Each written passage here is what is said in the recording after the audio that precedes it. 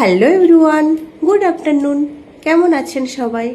আশা করি সবাই খুব ভালো আছেন, আর আমিও খুব ভালো আছি। আজ রবিবার, ছুটির দিন। হয়তো কারোর ছুটি থাকে, কারোর ছুটি থাকে না। তো আমার আজকে ছুটিই ছিল, তবুও আমার নাইট ডিউটি চলছিল, তার জন্য সকালে এসেছি রুমে। তো যাই হোক, এসে কোনো রকম কটা খেয়ে ঘুমিয়েছিলাম। তারপর হঠাৎ করে কল আসে, আমার পার্সেল এসেছে। তো কোনো কিছু না ভেবেই আমাকে উঠে যেতে হবে পার্সেলটা আনতে। দেখুন, যে অবস্থায় ছিলাম সেই অবস্থাতে আমি পার্সেলটা আনতে চলে গেছিলাম। সেটা আমার মুখ চোখ দেখলেই আপনারা বুঝতে পারবেন। তো যাই হোক, আমি পার্সেলটা ওপেন করে নিচ্ছি। এটার মধ্যে ছিল ঘড়ি, যেটা আমার বরের জন্য আমি অর্ডার দিয়েছিলাম। তো এটা আমি খুলছি এখন, দেখুন। আর হাতে শক্তি পাচ্ছি না কোনো রকম খুলতে। যাই হোক, শেষ অবধি খুলে নিয়েছি।